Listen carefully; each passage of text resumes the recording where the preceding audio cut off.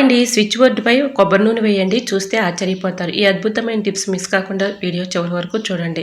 Hi అండి, నమస్తే, నేను Jhansi. Welcome to our channel, all in one channel. ఎలా ఉన్నారండి? అందరూ బాగున్నారా? నేనైతే చాలా బాగున్నాను. మీరు కూడా చాలా చాలా బాగుండాలని మనస్ఫూర్తిగా కోరుకుంటున్నాను.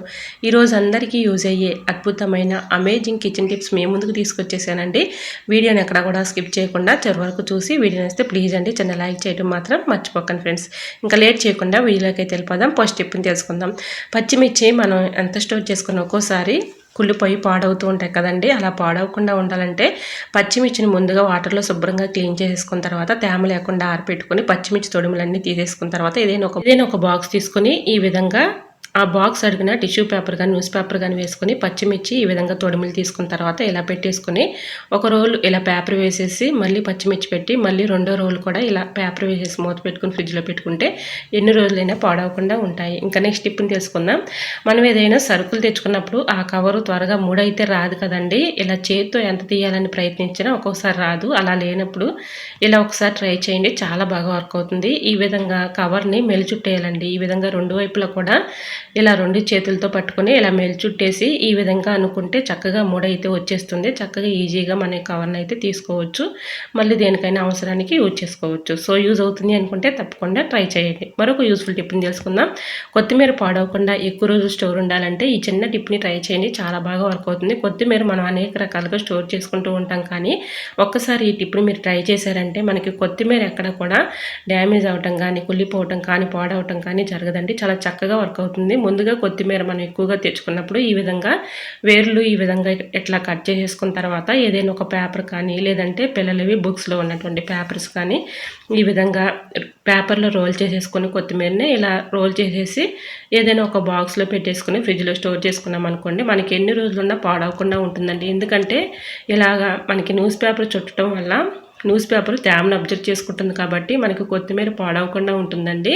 సో యూజ్ అవుతుంది అనుకుంటే తప్పకుండా ట్రై చేయండి. మనం ఏ కూరగాయలైనా ఈ విధంగా చక్కగా అడుగున టిష్యూ పేపర్ కానీ న్యూస్ పేపర్ కానీ వేసుకొని ఈ విధంగా మనం బాక్స్లో స్టోర్ చేసుకుని ఫ్రిడ్జ్లో పెట్టుకుంటే ఎన్ని రోజులున్నా పాడవకుండా అలానే ఉంటాయండి. మనం ఎక్కువ కాస్ట్ పెట్టి తెచ్చుకొని పాడవుతుంటే చాలా బాధపడుతూ ఉంటాం కదా. ఈ విధంగా ట్రై చేయండి, చాలా బాగా వర్క్ అవుతుంది. ఇంకా నెక్స్ట్ టిప్ని తెలుసుకుందాం. నిమ్మకాయలు పాడవకుండా ఉండాలి అంటే ఈ చిన్న టిప్ని ట్రై చేయండి, చాలా బాగా వర్క్ అవుతుంది. నిమ్మకాయలు పాడవకుండా ఉండాలంటే ముందుగా వాటర్లో శుభ్రంగా క్లీన్ చేసుకున్న తర్వాత ఇలా చక్కగా మన నిమ్మకాయల్ని ఇలా ఏదైనా ఒక బాక్స్ తీసుకొని దాని అడుగున టిష్యూ పేపర్ కానీ న్యూస్ పేపర్ కానీ వేసేసుకొని ఇలా నిమ్మకాయలు పెట్టేసుకొని ఫ్రిడ్జ్లో స్టోర్ చేసుకున్నాం అనుకోండి, చక్కగా మనకి ఎక్కువ రోజులు స్టోర్ ఉంటాయండి.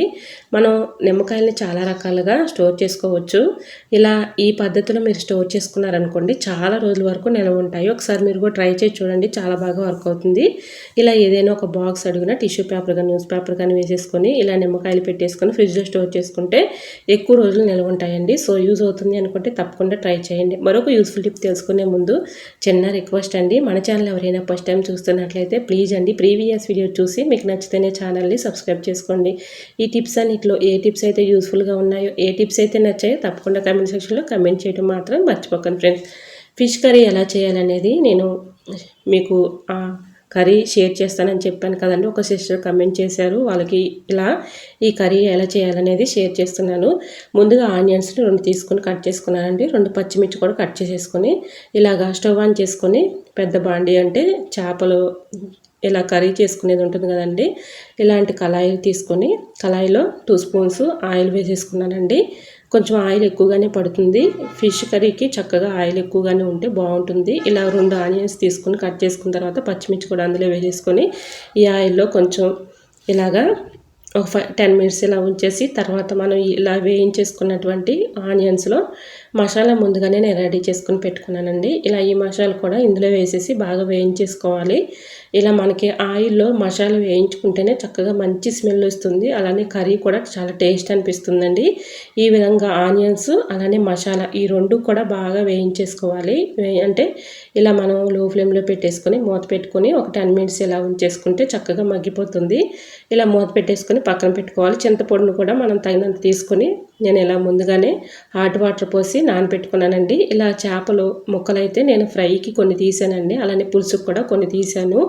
మనకి తలకాయి తోకలు ఇవన్నీ ఉంటాయి కదండి, అవి మనకి చక్కగా పులుసు పెట్టుకుంటే బాగుంటుంది. ఫ్రైకి మనం వేరే ముక్కలు ఈ విధంగా చిన్న చిన్నగా ఉన్నాయన్నీ కూడా తీసేసుకొని పక్కన పెట్టుకున్నాను. ఇలా మసాలా కూడా వేయించేసిన తర్వాత చేప ముక్కల్ని ఈ విధంగా మొత్తం కూడా ఇలా పేర్చుకున్నానండి. అంటే ఒకదాని మీద ఒకటి లేకుండా ఇలా ఈ విధంగా చక్కగా నెడల్పుగా ఉంది కాబట్టి బాండి దీనిలో ఈ విధంగా ముక్కలన్నీ కూడా పేర్చేసి ఇలా మసాలాలో కొంచెం సేపు ఈ విధంగా మూత పెట్టేసి ఒక 10 మినిట్స్ లో ఫ్లేమ్లో పెట్టుకోవాలండి. మరి మీడియం కాదు, మరి హైలో కాదు. ఇలా పెట్టేసుకొని చక్కగా మనం ఒక 10 మినిట్స్ వరకు చక్కగా ఈ ముక్కలన్నీ కూడా ఆయిల్ పట్టే విధంగా ఇలా వేయించేసుకోవాలి. మూత పెట్టేసి ఇలా ఒక 10 మినిట్స్ ఉంచిన తర్వాత ఇలా అయితే వచ్చిందండి. గ్రేవీ అంతా కూడా మనకి మసాలా కూడా ఉంది కాబట్టి ముందుగా మసాలా పట్టించాం కాబట్టి టేస్ట్ అయితే బాగుంటుంది. మనకి ఉప్పు కారం ఇవన్నీ కూడా ముందుగానే వేసుకున్నాం కాబట్టి కొంచెం వేసుకుంటే సరిపోతుందండి. ఇలా తగినంత ఉప్పు పసుపు వేసుకున్న తర్వాత ఇలా కొద్దిగా ఇలా మగ్గించుకున్న తర్వాత లాస్ట్లో 2 స్పూన్స్ కారం కూడా వేసుకొని ఇలా చింతపండు ముందుగానే మనం నానబెట్టుకున్నాం కదండి. ఇలా నానబెట్టుకున్నటువంటి చింతపండు తొక్కలు లేకుండా గుజ్జు వరకు ఇందులో పోసేసి ఇలాగ మనం కొంచెం మీడియంలో పెట్టేసుకొని మంటని ఇలాగా ఉడికించుకుంటే చేపల కూర టేస్ట్ అయితే అదిరిపోతుందండి. ఒక్కసారి ట్రై చేసి చూడండి. ఇలా టేస్ట్ అయితే బాగుంటుంది. మనం అంతా కలిపేసి పెట్టామనుకోండి చేపల కూర అంత టేస్ట్ అనిపించదు. ముందుగా ఆనియన్స్ని మసాలాలని మొత్తం కూడా వేయించేసుకోవాలి. ఆయిల్లో వేయించేసుకున్న తర్వాత ముక్కలను కూడా ఇలా చక్కగా ఆయిల్లో వేయించేసుకున్న తర్వాత ఉప్పు కారం పసుపు ఇవంతా వేసేసుకొని లాస్ట్లో కొద్దిగా పై మసాలా కూడా ఈ విధంగా వేసేసుకున్న తర్వాత కొత్తిమీర మనం రెడీ చేసుకున్నాం కదా, ఆ కొత్తిమీర కూడా పైన మనం గార్నిష్ చేసుకుంటే చేపల కూర కర్రీ అయితే రెడీ అయిపోతుంది. సో తప్పకుండా ట్రై చేయండి. టేస్ట్ అయితే చాలా బాగుంటుందండి. ఇలా మనం మసాలా పట్టించుకునేటప్పుడు ముందుగానే ఇలా పొడి మసాలాలు మనం బయట నుంచి ప్యాకెట్స్లో కొనకుండా మన ఇంట్లో తయారు చేసుకున్న మసాలా అయితే బాగుంటుందండి. ధనియాలు నేను ఇట్లా వేయించేసుకొని మసాలా అయితే పట్టుకుంటాను. ఆ మసాలా అయితే వేసాను. ఇలా కొత్తిమీర వేసేసి చక్కగా గార్నిష్ చేసుకుంటే చక్కగా మనకి ఫిష్ కర్రీ రెడీ అయిపోయినప్పుడే టేస్ట్ అయితే చాలా బాగుంటుందండి. ఒకసారి మీరు కూడా ఇలా ట్రై చేయండి ఫ్రెండ్స్. టేస్ట్ అయితే చాలా బాగుంటుంది. ఒకసారి ట్రై చేసి మీకు ఎలా అనిపించిందో, మీకు ఎలా వచ్చిందో కర్రీ తప్పకుండా కమెంట్ సెక్షన్లో కమెంట్ చేయండి ఫ్రెండ్స్. అలానే కొన్ని మొక్కలు నేను ఇలా ఫ్రైకైనా తీసుకున్నాను కదండి. ఇలా డీప్ ఫ్రై సరిపోను ఆయిల్ అయితే స్టవ్ ఆన్ చేసుకొని కళాయి పెట్టుకుని ఆయిల్ అయితే వేయించేసుకున్నాను. చక్కగా ఫిష్ ఫ్రై కూడా రెడీ అయిపోయింది. చాలా బాగుంటుందండి టేస్ట్. ఇలా అయితే మీ ఫిష్ కర్రీ ఇలా చేశారంటే టేస్ట్ అయితే చాలా బాగుంటుందండి. తినని వారు కూడా చక్కగా తింటారు. టేస్ట్ అయితే అంత బాగుంటుంది. సో మరి మీకే టిప్స్ ఎలా అనిపించాయో కమెంట్ సెక్షన్లో కమెంట్ చేసి మీకే టిప్స్ కావాలనేది కూడా కమెంట్ చేయండి. లాస్ట్ టిప్ని తెలుసుకుందాం. మనం ఇల్లంతా క్లీన్ చేస్తూ ఉంటాం కానీ స్విచ్ బోర్డు దగ్గరకు వచ్చేసి అది క్లీన్ చేయాలంటే కూడా చాలా ఇబ్బంది పడుతూ ఉంటాము. భయం వేస్తూ ఉంటుంది. అటువంటి ఇబ్బంది లేకుండా ఉండాలంటే స్విచ్ బోర్డుని ఈ విధంగా క్లీన్ చేసుకోండి. చాలా చక్కగా ఈజీగా క్లీన్ అయిపోతుంది. ముందుగా మెయిన్ అయితే ఆఫ్ చేసేసుకుని తర్వాత ఇలా ఏదైనా ఒక టిష్యూ పేపర్ కానీ కాటన్ క్లాత్ కానీ తీసుకొని దాన్ని కొద్దిగా కొబ్బరి నూనె వేసేసి ఇలా క్లీన్ చేసుకోవాలండి. ఇలా క్లీన్ చేసుకున్న తర్వాత కొద్దిగా మనం యూజ్ చేసుకునే ఫేస్ పౌడర్ ఉంటుంది కదండి, ఫేస్ పౌడర్ కూడా వేసేసి కొబ్బరి నూనె వేసి క్లీన్ చేసిన తర్వాత ఈ విధంగా పౌడర్ కూడా వేసి క్లీన్ చేసామనుకోండి చక్కగా క్లీన్ అయిపోతుంది. వాటిపై ఉన్నటువంటి డస్ట్ అంతా కూడా ఈజీగా రిమూవ్ అయిపోతుంది. సో యూజ్ అవుతుంది అనుకుంటే ట్రై చేయండి. ఐ హోప్ ఈ టిప్స్ అన్ని మీకు నచ్చాయి అనుకుంటున్నా. నచ్చితే ప్లీజ్ అండి చిన్న లైక్ చేసి మీ ఫ్రెండ్స్ అండ్ రిలేటివ్స్ షేర్ చేయండి. ఫస్ట్ టైం మన ఛానల్ ఎవరైనా చూస్తుంటే ప్లీజ్ అండి ప్రీవియస్ వీడియోస్ చూసి మీకు నచ్చితేనే ఛానల్ని సబ్స్క్రైబ్ చేసుకోండి. ఇంతవరకు మన ఛానల్ ఎంతగానో ఆదరించి సపోర్ట్ చేసి సబ్స్క్రైబ్ చేస్తున్న ప్రతి ఒక్కరికి కూడా చాలా చాలా థ్యాంక్స్ అండి.